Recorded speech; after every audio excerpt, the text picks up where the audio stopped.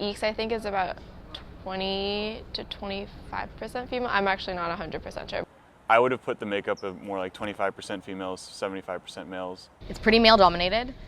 It's definitely noticeable. Sometimes in my classes when I'm bored, I like to count the girls, and it usually almost always is less than a third. But here at UC Berkeley, the number of women in the electrical engineering and computer science major, known as EECS, as well as computer science in the College of Letters and Sciences, is actually lower.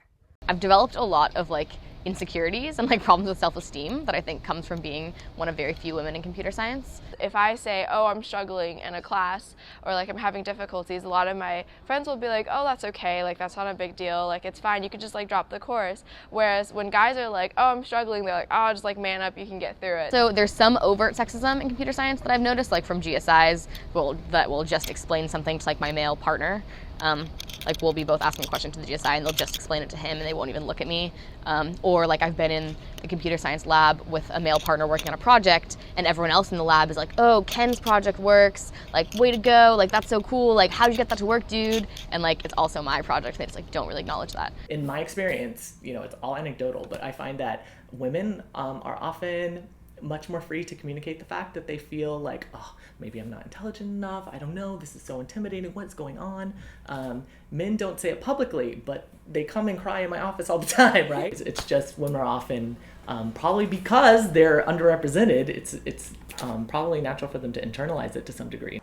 It really hasn't affected me too much. Again, and maybe I'm numbed to the phenomenon. We wanted to know why there need to be more women engineers and spoke with Yanpei Chen, who studied EECS as an undergraduate and graduate student here at Cal and published a paper titled Gender Balance in UC Berkeley EECS in 2007. The technology products we make right here in the Silicon Valley, they touch upon all walks of life, upon consumers of pretty much the entire society. We have a very, very single-dimensional makeup, a single-dimensional mindset, then it's actually very difficult to design technologies that are appealing, that are useful, that addresses the needs of all consumers.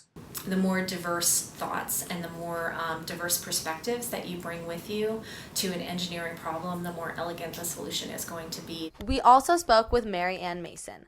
Her research focuses on the issues that women in the workforce face. Because let's face it, when you talk about computer science, you're thinking of guys and gearheads, but women have a different look at it and have different ideas about social media, different ideas about the internet. Any kind of diversity is useful for innovation and new ideas. There's definitely an image of what a geek, a computer science geek looks like, and that's not a stereotype that most women aspire to. For instance, for me, I wasn't going to do engineering until I was I don't want to be a scientist, I don't want to be an engineer, I don't want to be a computer scientist. Those just all seem really nerdy, things that I wouldn't enjoy. If you're very passionate about EECS and specifically CS, it is very easy for you to bury yourself in work and find a project and just do that. So why are there so few women in our computer science and EECS majors? I didn't have it in my high school, and if computer science was offered in my high school, the playing field would have been more level for me entering computer science, because a lot of people have, like I said, been coding since they were 12, and I haven't, and so how am I supposed to catch up to them? There's such a fundamental issue with how society perceives women in engineering, and there are all these endless cycles of men go into engineering, so it's geared towards men, so then more men go into it, but women don't because they don't see women in these roles, or there's not activities geared towards women. We spoke to Mary Ann Mason about the lack of females in these roles. Married women with children in the STEM fields are 35% less likely than married men with children to take on a tenure-track position. But our research and others have found that the main discrimination against women in the sciences is maternal discrimination. The belief that women will not take it so seriously once they're mothers. Even if you're not a mother, the fact that you might be is a real disadvantage because the gatekeepers, who are the professors and whatever, do think that way. However, many companies are recruiting female engineers and computer scientists. For SWE, we get a lot of companies coming to us saying oh, we want to hold info sessions because we want to hire women. And that's really great because we, get exposed to all these opportunities, but on the flip side of that, it's kind of unfortunate because then I have a lot of my guy friends who are oh, you only get a job because you're a girl. It's kind of unfair. But my personal view is quota systems are unhelpful because they create the impression that whoever the quota system benefits receive those benefits purely because of the quota system. In a way, it can exacerbate the perception of disadvantage to the group that the quota supposedly benefits. The university, as well as student organizations, have programs to attract females to the computer science and EECS majors. And so we've been focusing our efforts on that letters and science, computer science area to try and encourage women to consider the major and to come in. And we think that that's going to be a much stronger source for diversity for us. We have a new program called CS Scholars, and it's pilot year this year.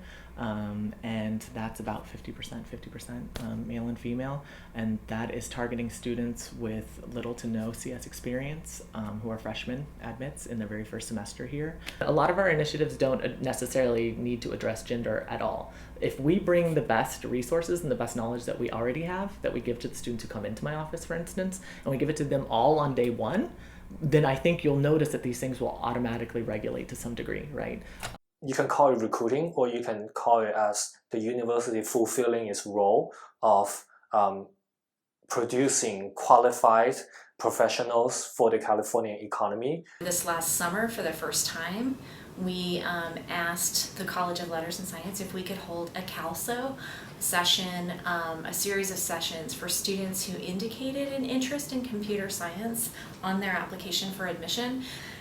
We have a day that's devoted to high school students, and so we're bringing in 400 high school students from the Bay Area to learn about computer science. It's really hard, I feel like, to change sort of the cycle that we have going. We've been dedicating a staff position and a lot of efforts to diversity in computer science for years now, and it's been really hard for us to see any measurable progress, and we see trends go up and down in terms of, you know, who's applying and who we're able to yield. But we haven't seen a lot of movement until just recently, and that seems to be coinciding with the recent interest and boom in computer science generally across the country. So, you know, just in the last 5 years, we've seen a huge surge in our enrollments, and we're seeing an improvement in diversity along with those numbers, which is really exciting. But I think, you know, it's nice to see that our school supports women in engineering, and they do what they can to help, but I think we're still trying to find like a good solution to kind of break those types of cycles. For the Daily Californian, this has been Anya Schultz and Allie Campbell.